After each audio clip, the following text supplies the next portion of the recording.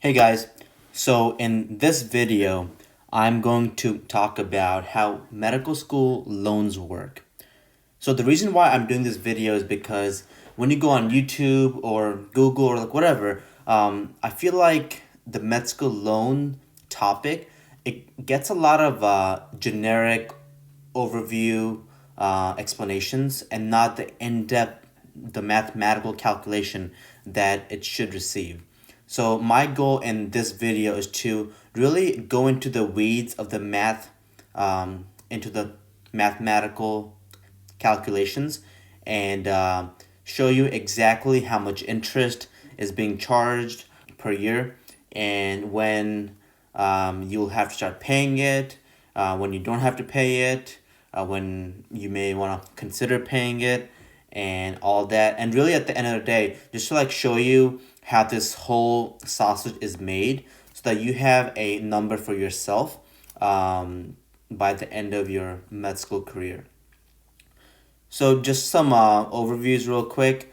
Just like a quick disclaimer, these numbers are specific to my school.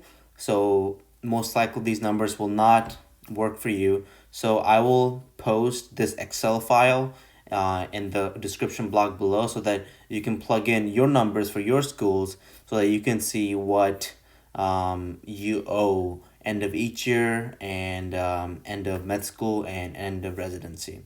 So without any further ado, let's go ahead and get started. All right. So first of all, what you should understand is that there are different kinds of loans. All right. So one of the main loans are the unsubsidized loan, sometimes called the Stafford. All right. And this usually goes for around 4.3%. At least this is what it was for 2020 to 2021 academic year. All right. And then another loan is called the Direct Plus loan. And this interest rate is around 5.3%. And again, this is for the 2021 academic year. So academic year. There's one thing to note is that these interest rates, all right, interest rates right here, they change every single year, all right? So if you took out these loans for this academic year, these interest rate may not be the same for the 2021-2022 academic year. So just keep that in mind that that's how these two loans operate. All right.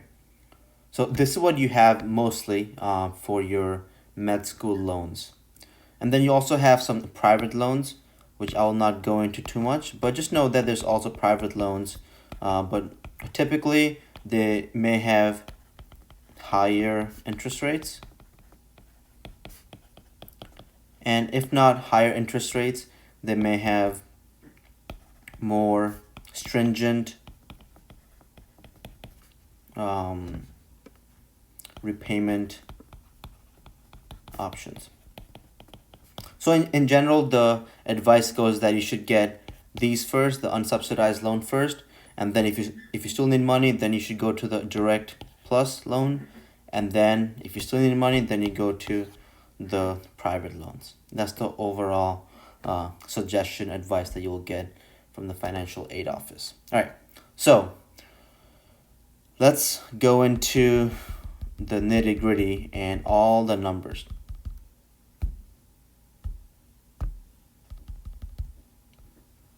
All right. So first year. So let's assume that you have to take out $100,000 for your first academic year in med school. Now, it is $100,000 for the entire year. Okay? For the entire year. All right. So the way it works is that they give you the first half of the money for the first semester, right, in the beginning of the semester, and then you'll get the second half of the money in the second semester, in the beginning of the second semester. So you will not get this $100,000 in the first semester. So you'll get 50K in fall semester, and then 50K in spring semester. Okay, that's the way it works. All right.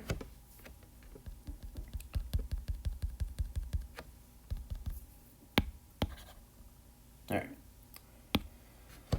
So, but in this example, what I'm going to do is I'm going to assume that you're getting $100,000 from the very beginning, from the first semester.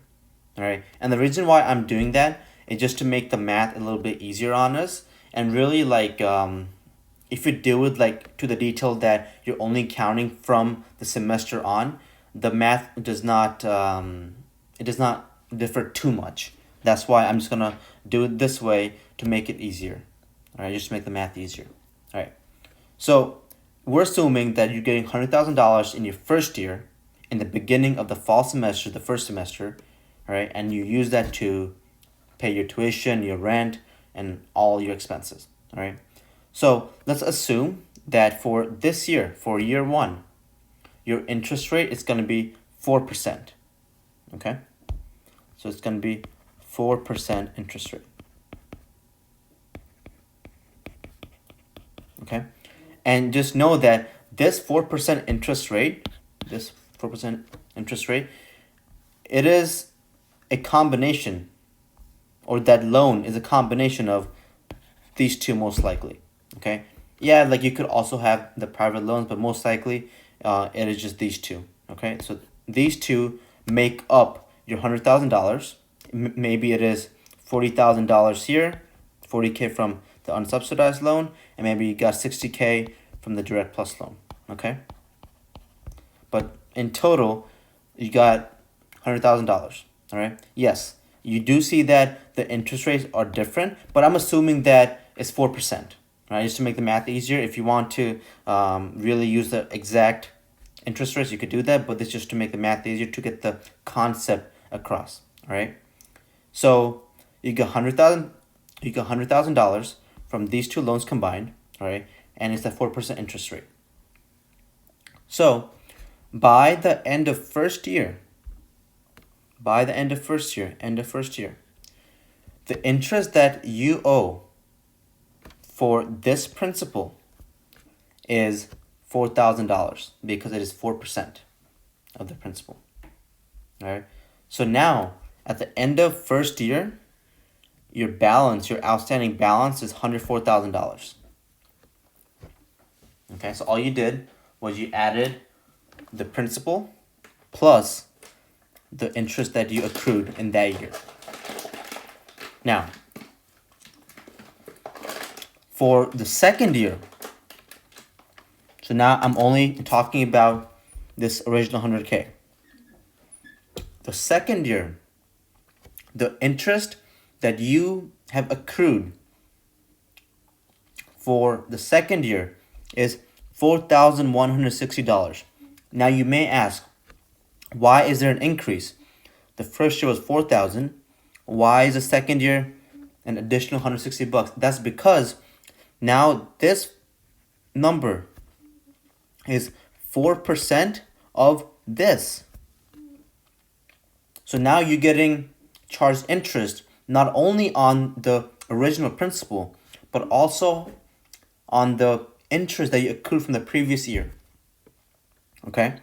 So by the end of the second year, your balance is $108,160 because you add the 100,000, the 4,000, and the 4,160. So now your new outstanding balance is 108,160. Now, what is the interest at the end of third year? For third year, you do 4% of this value, and you get this number, 4,326.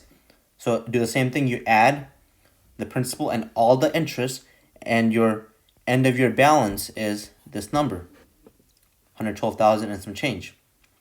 And you do the same exact math again, 4% of this outstanding balance. And then you get, for the fourth year, the interest is that, almost 4,500. Okay? So as you can see, the interest accrued increases by the year because you're paying interest not only on the principal, the original principal, but also on the previous year's interest. All right? So by the end of fourth year, by the end of med school, on the original $100,000 that you withdrew for that first year, okay, the original $100,000 has accrued almost $17,000. As you can see, if you subtract this number minus 100K, you get about $17,000, like 16,985. So almost 17K. So that is the cost of borrowing $100,000 for 4 years at an interest rate of 4%. Just one thing to also clarify. Whatever interest rate you get in that first year, that rate is fixed rate. So that first 100K, if you get it at 4%, that 4% is going to stay put for the entire duration of the loan. The only time your interest rate changes is when you withdraw new money, and I'll show what I mean by that. Okay? So for now, just understand that this 100K that you withdrew in your first year, that was, there's a cost of almost $17,000 for that first 100K. All right, I hope I made that extremely clear. Let's erase this. All right. Now, as you know, you have to withdraw money for every single school year, right? So what I just showed you for the first year, right, the $100,000, you have to do the same exact thing for the second year. You take out the 100K. Now, like I explained earlier, your interest rate every single year changes, right? These numbers, they change. They change, all right? But let's assume that you, in your second year, the 100K that you got from the unsubsidized loan and the direct plus loan, you got it at 4% again. It may not be 4%, maybe 6% or whatever, right? But let's assume that it's a 4%. The same exact math. 4% of the principal is 4,000. End of year balance is this much. All right? And you do the same exact math. Again, you do 4% of the outstanding balance. And then the balance end of the year is this much. And so on. This should be a 2 over here. And the same thing for year 4. You do 4%. This much. And you end up with this. So the $100,000 that you withdrew in your second year came out to $112,000 and some change. Now you may ask, you withdrew $100,000 here, and you withdrew $100,000 here in your first year, then why are these two different? The simple reason is because in your second year, this $100,000 had 3 years to accrue, right? But in your first year, this $100,000 had 4 years to accrue. So because of that, because in the second year, this $100,000 had 1 less year to accrue, it's going to have a lower end of year 4 balance, right? Now let's move on to the third year. Same exact concept. In your third year, you would do another 100K. Again, I'm assuming it's a 4%. It may not be. It may be 3%, maybe 6%, whatever. And you do the same exact math. End of year 3, this much. End of year 4, or the interest for year 4, this much, because you 4% of that. And then there's the balance at the end of year 4. And the reason why this is smaller than this is because there's only 2 years of accruement here instead of 3 years here. And then it was 4 years here. Okay? Alright. Now, fifth year, I'm not gonna, or the fourth year, I'm not going to go over the math again, but I hope now you get the logic of like how the interest rate is being calculated. Again, I just want to re-emphasize here I'm assuming that you get the principal at the beginning of the first semester, then like all $100,000 in the beginning of the first semester. That's not how it actually works. The way it actually works is, and I'm going to show this to you so that you can do this for your own calculation. Okay, you get in the fall semester, you get 50K, and then in the spring semester, you get 50K. Okay, so in total, it becomes 100K. All right. So what happens is, so this 50K, this is really going to accrue interest for the entire 4 years. If you assume that this is for year 1. Okay.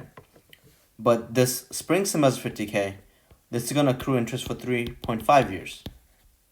Because you're getting this 6 months later. Okay. But, so yes, these numbers are not super accurate, but I just wanted to make it simpler by assuming that you get all $100,000 in the first semester, in the fall semester. But in reality, this is how it's actually going to be. Okay. So these numbers are a little bit skewed or like a little bit inaccurate, but you get the point. You get the overall gist of how it is calculated. All right. So essentially, as a rough estimate, when you add all these end of year balances, all right, all these end of year balances, the total balance at the end of med school, roughly, is going to be $441,000 and some change. Okay, this is going to be your roughly amount. So close to 450K, let's say. Okay, that's your end of school balance. Again, this number might be very different from your school. My school is super expensive, so that's what it is. Now, for residency, so what happens is, so now this is your new outstanding balance. So it's really this. Okay, so same exact concept. So let's assume that you consolidated this loan into a program where it is 4% again. All right, so your principal is this. All right, so that is your principal, and the interest rate is 4%. So same exact logic. End of year 1 of residency, this is what you owe in interest, and then this is the new balance. And the end of year 2, this is the interest, the balance is this, and so on. So by the end of your 5th year of residency, if you do Gen Surge, this is your total balance with all the interest, roughly. All right. So just want to make something clear, is that during your school year, there's something called a deferment period. So during the school year, your loan payments are deferred. All right. So what that means is you don't have to make any payments, but your interest is accruing. That's the meaning of unsubsidized. That means that it is not subsidized by the government. They're not paying for your interest. It is you who has to pay the interest, but you don't have to pay it during med school. But if you do pay your interest during med school, that is in your favor, because then your future year's interest is not higher than what it could be if you pay your interest every single month or every single year. Okay, so what I mean by that is, let's say by the end of your first year, right? Your interest is $4,000. If you're able to pay this interest by the end of the first year, then your end of year balance is $100,000, not $104,000. So that means that your end of year 2 interest is going to be $4,000, not 4,160. So it pays it, or you save a lot of money by being able to pay your interest that you're accruing every single year.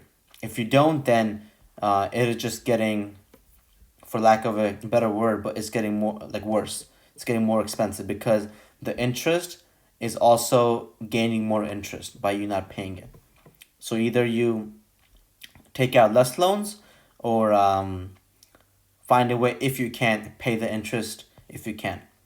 So during med school, for sure, you do not have to make any payments, all right, if you don't choose to.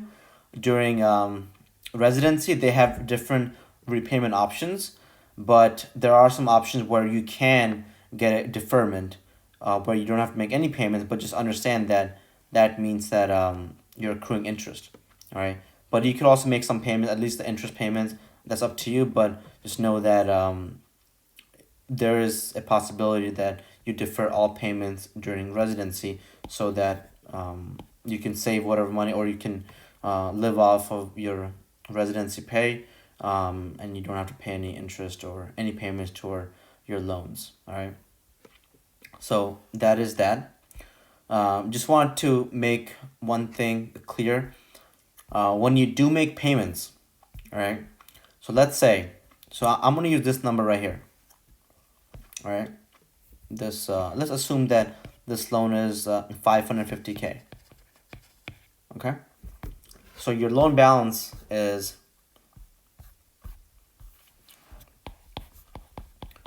550K.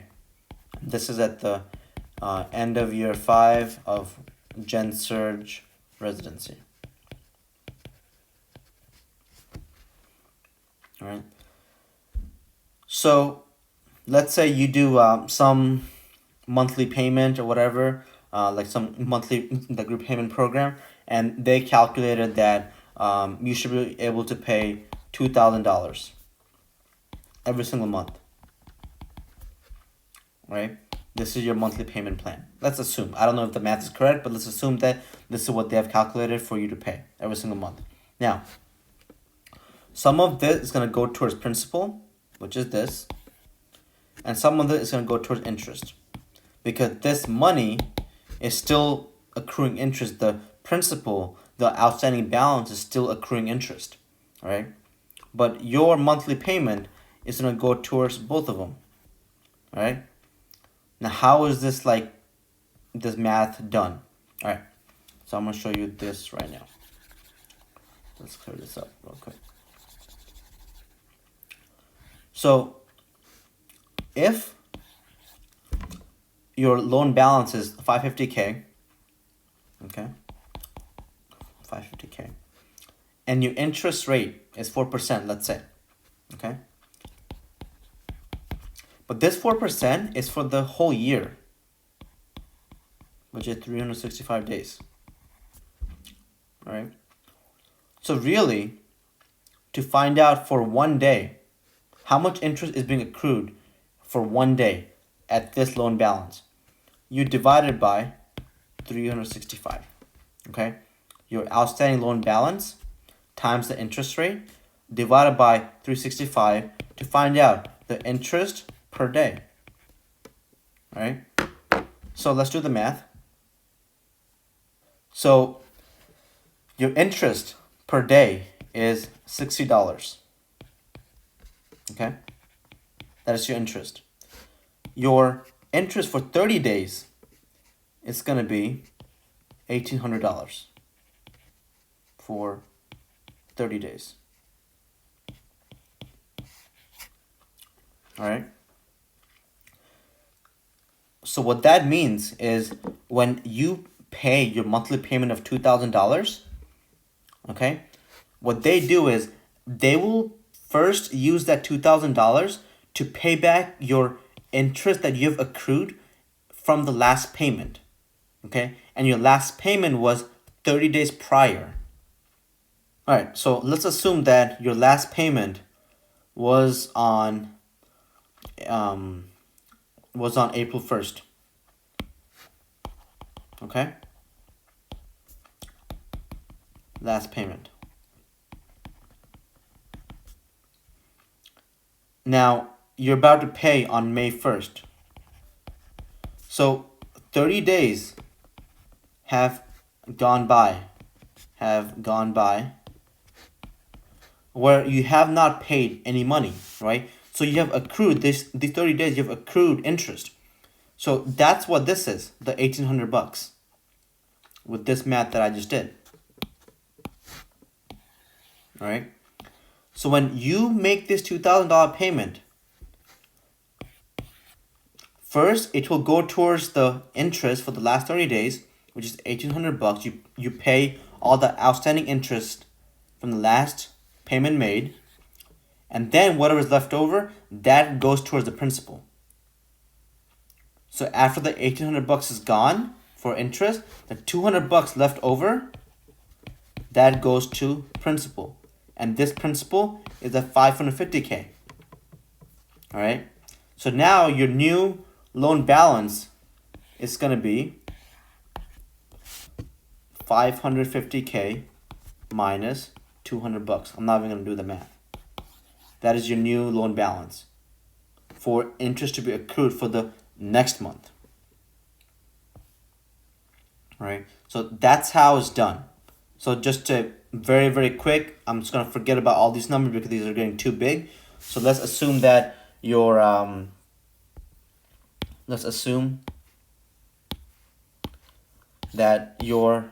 loan balance was $500. Okay. Let's assume that your monthly payment is $100, let's say. All right. And the interest that you have accrued from my example that I showed before, let's assume that interest for the last 30 days was $20, let's say. Right?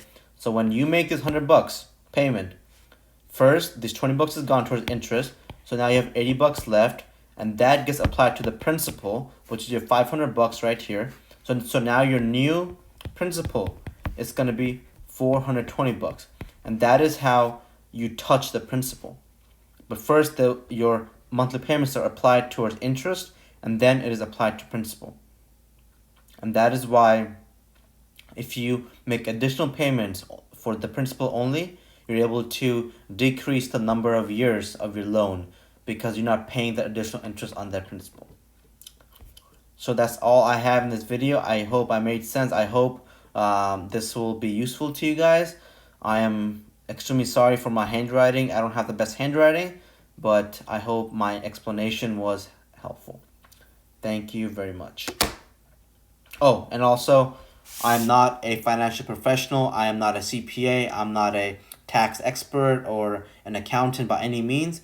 This is just my analysis, my understanding, and I just wanted to put this out there. Hopefully, it is helpful to somebody because I know like these things can be very confusing, and honestly, no one really does a good job explaining these things, and they kind of leave it to us to kind of read things and understand. So that's what I've understood, and I hope this is helpful. All right, thank you.